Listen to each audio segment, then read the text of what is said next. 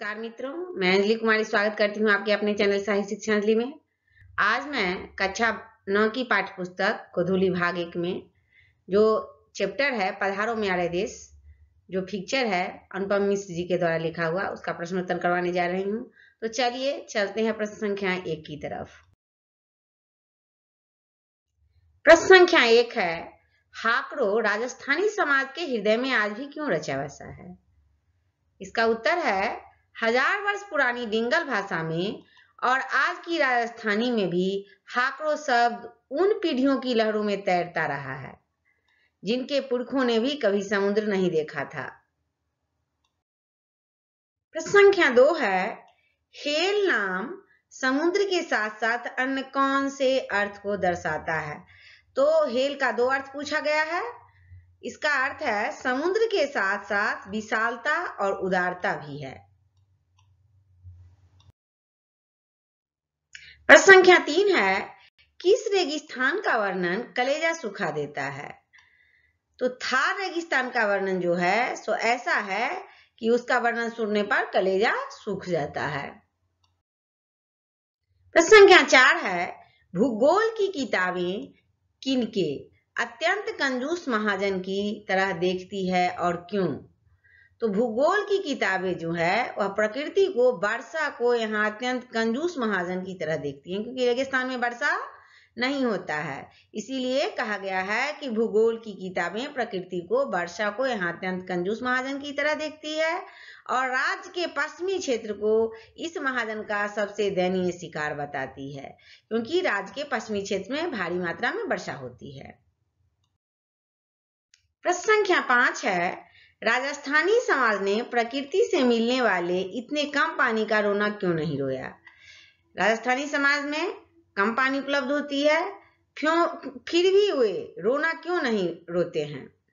तो वातावरण की असमानता के बावजूद भी राजस्थानी समाज ने प्रकृति से मिलने वाले इतने कम पानी के लिए रोना नहीं, अपितु इसे एक चुनौती के रूप में स्वीकार किया।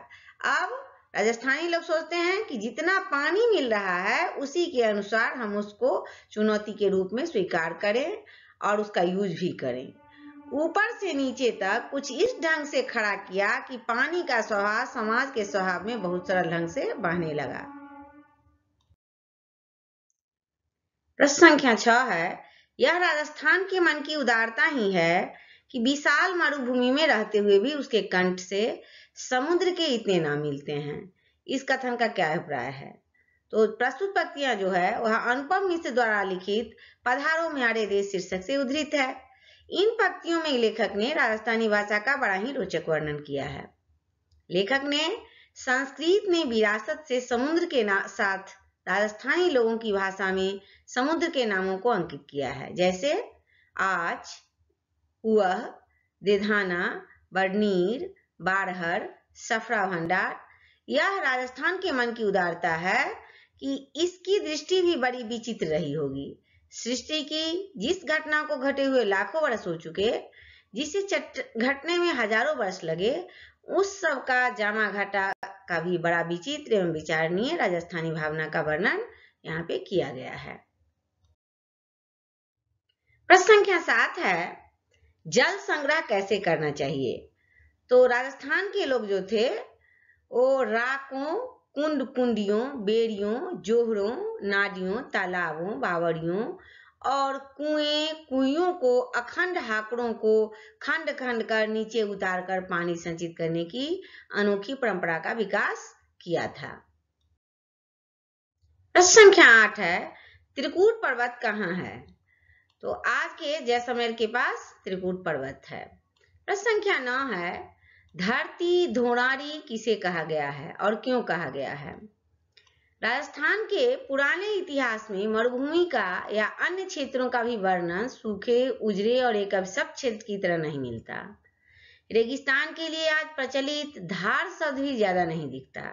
अकाल पड़े हैं, कहीं कहीं पानी का कष्ट भी रहा है, पर गृहस्थों से लेकर जोगियों ने, कवियों से लेकर मांगनियारों ने, लगाओं ने, हिंदू मुसलमानों ने इसे धरती धुनारी कहा है। प्रश्न संख्या 10 है, मरुनायक जी कहकर किसे पुकारा गया है? उनकी भूमिका स्पष्ट करें। तो इसका उत्तर है मरुनायक जी श्री कृष्ण जी को कहा गया है। मरुनायक जी का वरदान और फिर समाज के नायकों के ओज सामर्थ्य का एक अनोखा संयोग हुआ। इस संयोग से बाजलतों ओजतों यानी हरेक द्वारा अपनाई जा सकने वाली सरल सुंदर रीति को जन्म मिला। प्रश्न संख्या 11 है, राजस्थान में वर्षा का स्वरूप क्या है? तो औसत बताने वाले आंकड़े भी यहाँ का कोई ठीक चित्र नहीं देते। राज्य में एक छोर से दूसरे छोर तक कभी भी एक सी वर्षा नहीं होती, सब जगह अलग अलग सी वर्षा होती है। कहीं यह 100 सेंटीमीटर से अधिक है तो कहीं 25 सेंटीमीटर से भी कम। प्रश्न संख्या 12 है, रीति के लिए राजस्थान में वोज शब्द है, यह क्या अर्थ रखता है? वोज शब्द का अर्थ है रचना, युक्ति और उपाय। साथ ही सामर्थ्य, विवेक और विनम्रता के लिए भी इस शब्द का उपयोग होता है। प्रश्न संख्या 13 है, लेखक ने जस ढोल शब्द का किस अर्थ में प्रयोग किया है और क्यों किया है? तो जस ढोल शब्द का अर्थ होता है प्रशंसा करना। राजस्थान ने वर्षा के जल का संग्रह करने का अपनी अनोखी परंपरा को विकसित किया और उसके जस का कभी ढोल नहीं बजाया, इसलिए लेखक ने जस ढोल का प्रयोग किया है। प्रश्न संख्या 14 है, इस फीचर को पढ़कर आपको क्या शिक्षा मिली है? आप इसका उपयोग कैसे करेंगे? तो इस फीचर को पढ़ने के बाद राजस्थान की समस्या से अवगत होते हुए उसके निदान के लिए वहां के लोगों द्वारा किए गए उपायों से हमें शिक्षा मिलती है कि जब कोई समस्या आती है तो उसका निदान हम कैसे करें। हम पर्यावरण की रक्षा में आने वाले दिक्कतों का सख्ती से उन्मूलन करें, वैज्ञानिक तरीकों का अपनी पुरानी परंपरा से सबक लें। प्रश्न संख्या 15 है, लेखक क्यों पधारो हमारे देश कहते हैं? तो राजस्थान में जो जल संग्रह की अनोखी परंपरा है उसे जाकर देखिए और अपने जीवन को सुंदर बनाइए, इसीलिए लेखक पधारो म्यारे देश कहते हैं। अब आप लोगों का क्वेश्चन आंसर समाप्त हो गया और इस चैप्टर में भाषा की बात पूछी गई है, तो भाषा की बात की तरफ चलते हैं। इसमें प्रश्न संख्या 1 है, समुद्र शब्द के पर्यायवाची बताएं।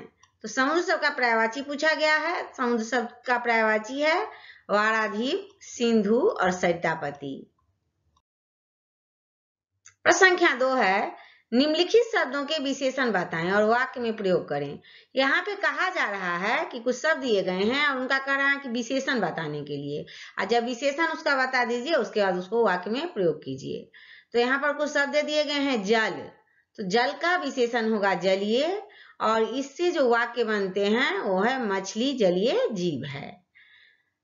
रेत है, तो रेत का विशेषण रेतीला, राजस्थान में रेत ही रेत है। समुद्र, समुद्र का विशेषण क्या होगा? समुद्री और सामुद्रिक। समुद्र विशाल आकार वाला होता है, इसका आकार बहुत ही विशाल होता है। पुराण, पुराण का विशेषण हो जाएगा पौराणिक। राजस्थान की मरुभूमि की चर्चा पुराणों में है, पुराणों में भी राजस्थान की मरुभूमि की चर्चा लिखी गई है। प्रकाश, प्रकाश का विशेषण क्या होगा? प्रकाशीय, तो सूर्य प्रकाशित है। स्थल, स्थल का विशेषण स्थलीय होगा, तो गाय स्थलीय जीव है, जलीय जीव तो नहीं है, गाय स्थलीय जीव है, मछली जलीय जीव है। समाज, तो समाज का विशेषण होगा सामाजिक, वहां के लोग, राजस्थान के जो लोग हैं वो सामाजिक हैं। प्रश्न संख्या 3 है, दिए गए शब्दों के समानार्थी शब्द लिखें। कुछ शब्द दिया गया है उसके समानार्थी शब्द, एक ही अर्थ बताने वाले शब्द को क्या कहेंगे? हम समानार्थी शब्द कहेंगे। तो यहाँ पर विराट लिखा गया है, शब्द में विराट है, तो विराट का होगा समानार्थी शब्द विशाल। प्राचीन, प्राचीन का समानार्थी पुराना। मरुभूमि का रेगिस्तान। दृष्टि का देखना।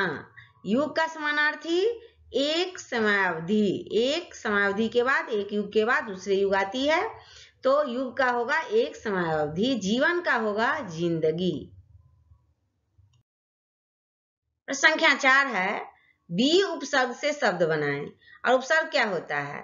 उपसर्ग वह होता है जो किसी शब्द के आगे लग करके उसका अर्थ में परिवर्तन कर देता है, प्रत्यय होता है जो पीछे लग करके उसके अर्थ में परिवर्तन कर देता है। तो यहाँ कहा जा रहा है कि बी उपसर्ग से शब्द बनाएं। तो बीज अगर उपसर्ग जोड़ देते हैं तो विशाल बन जाता है और फिर विराट बन जाता है। प्रश्न संख्या 5, निम्नलिखित शब्दों के संधि विच्छेद करें। संधि से पूछा गया है संस्कृत का संधि विच्छेद करने के लिए तो सम जोड़ कृत संस्कृत होता है। नायक नई जोड़क नायक, तथास्तु तथा जोड़ अस्तु तथास्तु होता है। बिना समय गंवाए हुए चलते हैं प्रश्न संख्या 6 की तरफ। वाक्य प्रयोग द्वारा लिंग निर्णय करें। देखिए लिंग निर्णय जब करना होता है तो पहले हम वाक्य में प्रयोग उसका कर लेंगे, उससे पता चल जाता है कि जो है वह पुल्लिंग है या स्त्रीलिंग है। तो लहर स्त्रीलिंग है या पुल्लिंग है, उसको देखते हैं। लहर पुल्लिंग है। आज गंगा की लहरें गतिमान है। देश पुल्लिंग है, हमारा देश भारत है। दृष्टि स्त्रीलिंग है, तो गांधी जी की दूरदृष्टि थी, था नहीं होगा यहाँ पे। गांधी जी की दूरदृष्टि था तो सेंटेंस कैसा लग रहा है, गलत लग रहा है।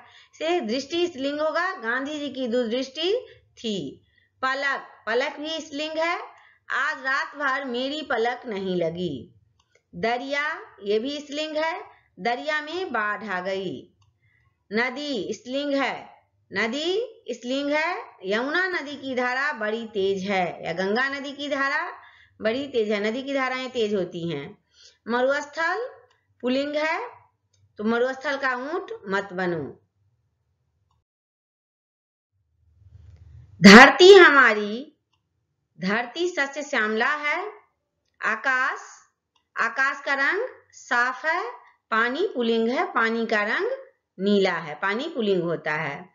तो इस चैप्टर में जो भी प्रश्नोत्तर थे, भाषा की बात थी, मैंने उसे कंप्लीट करवा दिया है। और आप लोगों को इसी तरह और भी चैप्टर और भी भाषा की बात क्लास 9, 10 हमारे चैनल पे प्रश्नोत्तर चैप्टर सब पढ़ाया जाएगा। और इसके लिए आप चैनल को सब्सक्राइब कर दें ताकि आपको अपडेट मिलते रहे। तब तक के लिए जय हिंद, जय भारत।